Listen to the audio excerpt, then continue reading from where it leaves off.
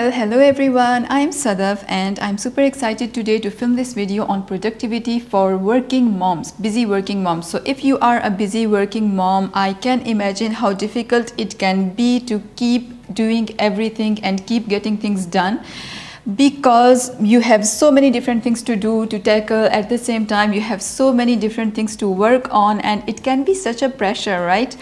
So if you are new to this channel, I make videos about confidence, mental strength and productivity for millennial women. And personally, I am a single mom to two kids who are now 8 and 10 years old. Actually, my daughter is turning 10 next week. So yes, this is a very pretty exciting time for me. I absolutely love this age of kids when they are actually not entirely dependent on you.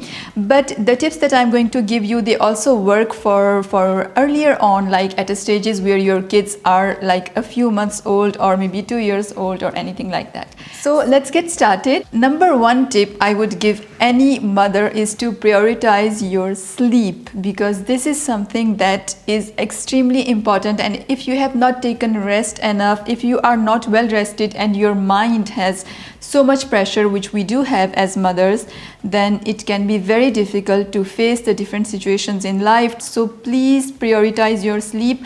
I have not been doing this in the past, and it was only last year when I was preparing for an exam that I realized how important it was for me to sleep, so that my mind could actually register the information that I was taking in, because I had to learn so many things by heart and I could not remember them if I did not sleep enough. And being an active person, for me it is hard to take enough sleep.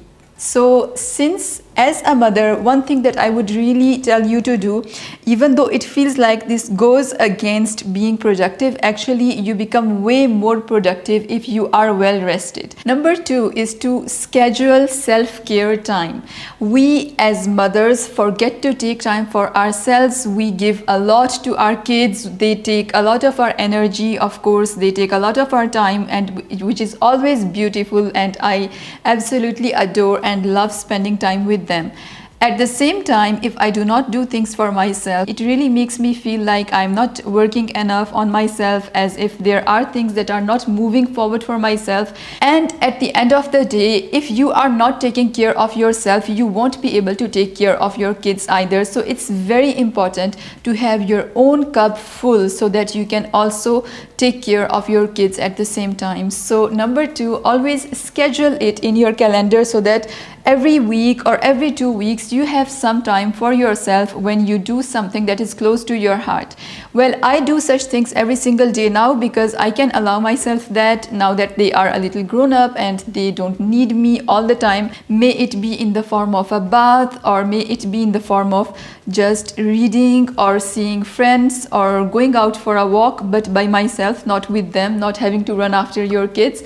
All these things are things that bring something to yourself and nurture you and fill your own cup so that you can better take care of your kids. Number three is to schedule time with your kids. So once that you have scheduled time for yourself and you have taken care of your sleep, it is also important to spend some beautiful time with your own kids. I absolutely love playing games with my kids. I love having time watching movies with them when I actually hardly ever watch a movie. Having this time that is scheduled with your kids is also something that is going to make them feel important as well, because they require your time, right? They want to spend time with you, and I think that later on when they will be in the teenage or something, they will not need us as much as they do right now.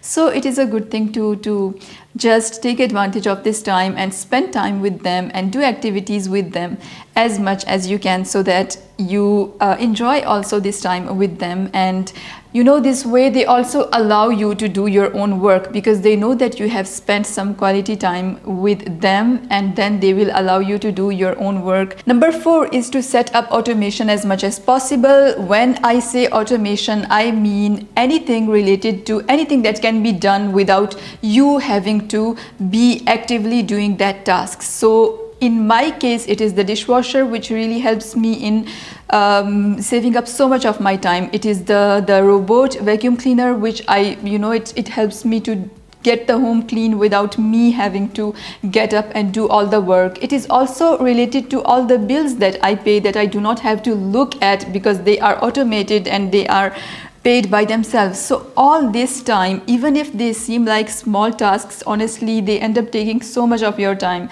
And the more you manage to get automation in those tasks, the more you are going to free up space and time for yourself that you can use to do other things, other activities, or simply to rest and take time for yourself. So set up automation. Number 5 is to delegate whatever is possible to delegate. So of course, as a mother, you are the leader of your home and you have to lead these kids and the family overall. When I say delegate, of course, it is to teach your kids to do little tasks whenever, as soon as actually they can start doing these tasks. So today at the age of 10, my daughter can cook a few basic meals so that she can feed herself and her little brother, and even he can make sandwiches. At the age of 8, of course, he can make sandwiches and stuff like that, so that they don't stay hungry and they don't need me to do these things for them. And they take care of their rooms by themselves. I don't clean that. They clean their rooms by themselves. They make their beds in the morning, but making their bed is something that I have taught them until the very early age of, I think, like 6 or even before that, because I did not want to have to be present for every single thing, and I wanted them to be responsible for these things and to understand, especially as a single mom, when you have to do all of the work, it is too much and it is tiring and exhausting. So I really wanted them to be responsible and to feel that their mother does enough work and that it is up to them also to take care of themselves. And I can't tell you how much time it actually saves me. Like in the morning, I don't have to they have their own alarms and they wake up with that, and then I still go and I kiss them and I tell them to get up. But after that, I don't have to do a thing, and they get ready by themselves and they make their beds by themselves and they come for breakfast all by themselves. So it is a good thing. As soon as you can, delegate as much as you can, because that way they will become responsible. It's good for them, it's good for you, and it will save you time, but at the same time it is going to make them responsible for their own lives. So it is a plus plus. Number 6 is to have your long-term goals clear in your mind. If you are working on a certain project, or if you are working in your career, or whatever it is, what are your priorities in your life? What are the things that matter to you, and what are your goals for the next few years? And by having this clarity, you are going to be able to focus on your own tasks at the same time, right? And you will not allow simply life events that happen all the time to drift you away from your own goals. So always have your own priorities in mind, because that way you can always bring yourself back towards your own priorities and keep working on them despite having all the other tasks and all the other incidents and life events going on. So have clarity in your mind about what your goals actually are and what is the direction that you are heading in. Number 7 is to be self-forgiving and let go of guilt. As mothers, the mother guilt is really something, and I can't imagine we all of the mothers feel this kind of guilt. Either we are going to work or we are doing something for ourselves, you start feeling guilty for not spending time with your kids. If I can tell you this one thing, because I have friends who are also very ambitious and who keep working on their goals, and what I have seen is that the kind of story that you tell yourself and you show to your kids is exactly the kind of story that they are going to believe in. So if you feel guilty and you think that by doing this I am actually neglecting my child, your child is going to think the same way. So it is up to you to correct the story in your own mind and to show them that you have the right to work on your own goals, and they have to respect you for that, and at the same time you are also going to spend time with them. So the fact that you are working on something, or the fact that you are going out and doing your own work, does not mean that actually you are neglecting your children. In fact, that means that they have a mother who is strong, who is ambitious and who is being inspirational to them, who is giving them an example that they too can actually follow their goals and dreams and be happy without feeling guilty about it. So don't feel guilty, be self-forgiving, and do this work all the time, because I know that we can feel this kind of guilt like very often, but it is a good thing to keep working on it every single time it comes up in your mind, so that you get rid of all the negative and toxic emotions and you just focus on your own goals and you say like, okay, I'm going to work on this and I'm not going to feel bad for working on myself. Okay, so the last tip is quite interesting. It is to practice gratitude with your kids.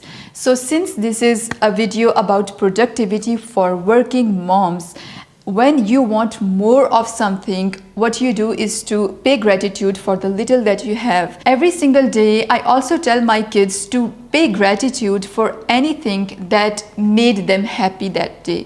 And by doing so, you are actually bringing more of that into your life. And teaching this to your kids is something that is going to make them feel good about themselves and happier, and you too. And it is a plus thing, because that is how it is going to bring a positive mindset, a positive attitude, help you both head into a direction that is positive and winning.